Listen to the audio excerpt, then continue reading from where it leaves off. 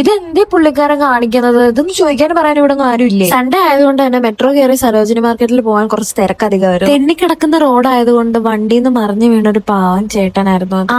ഇതാ ഇപ്പൊ നന്നായതേണ്ടേ, മറ്റേ ആളെ പോലെ തന്നെ വേറൊരാളും കളിക്കുന്നു. ആ തിരക്കിന്റെ ഇടയിൽ കുറച്ചു നേരം ഒന്ന് ശ്രദ്ധ തിരിക്കാൻ പറ്റിയ നല്ലൊരു വിനോദമായിട്ട് എനിക്ക് ഇതിനെ തോന്നി. ഡൽഹിയിൽ വന്നിട്ട് ആദ്യമായിട്ടാണ് ഇത്രയും തിരക്കുള്ള റോഡിൽ നല്ല വൃത്തിയുള്ള ഒരു കട കണ്ടത്. ചോറും കറിയും കഴിക്കാനുള്ള കൊത്തി മൂത്തിട്ട് കേരള ഹൗസിലോട്ടാണ് നമ്മൾ പോകുന്നത്. ഗേറ്റ് തുറന്ന പാടെ എല്ലാരും ഓടി ഇടിച്ചാണ് കയറുന്നത്. ഈ മക്കളെ കിട്ടി. ഡൽഹിയിൽ വന്നിട്ട് ഈ ബീഫും ചോറൊക്കെ കഴിക്കുമ്പോൾ ഉള്ളൊരു ടേസ്റ്റ് ഉണ്ടല്ലോ, എത്ര നാള് കഴിഞ്ഞിട്ടാ കഴിക്കണേ. മലയാളികൾ മാത്രമല്ല, അവിടെയുള്ള ആൾക്കാരും അതേപോലെ തന്നെ തിരക്കിട്ട് തന്നെ കഴിക്കാം. ഡൽഹിയോട് ബൈ ബൈ പറഞ്ഞ് നമ്മൾ ഇന്നങ്ങനെ നാട്ടിലോട്ട് പോവുകയാണ് ഗൈസ്. ഡൽഹി എന്ന് പറയുമ്പോൾ തന്നെ ലോകാത്ഭുതങ്ങളൊക്കെ ഉള്ള ഒരു സ്ഥലമാണ്. അതേപോലെ ഇങ്ങനത്തെ കുറെ അത്ഭുതങ്ങളും ഇവിടെ ഉണ്ട്. ഒരു നാടിന്റെ വികസനം എന്ന് പറയുന്നത് അവിടുത്തെ ഭരണാധികാരികളിലുപരി ആ രാജ്യത്ത് താമസിക്കുന്ന ആൾക്കാരുടെയും കൂടി ഉത്തരവാദിത്വം. വൃത്തിയുടെ കാര്യത്തിൽ ഒരിക്കലും നമുക്ക് ഡൽഹിയെ വേറൊരു സ്ഥലമായിട്ട് കമ്പയർ ചെയ്യാൻ പറ്റത്തില്ല. ബിക്കോസ് ഞാൻ കണ്ടതിൽ വെച്ച് ഏറ്റവും വൃത്തികേടായിട്ടുള്ള ഒരു സ്ഥലമാണ്. ഞാൻ കണ്ടതിൽ വെച്ചിട്ടുള്ള അനുഭവമാണ് ഞാനിവിടെ ഷെയർ ചെയ്തത്. പലർക്കും പല അഭിപ്രായമായിരിക്കാം.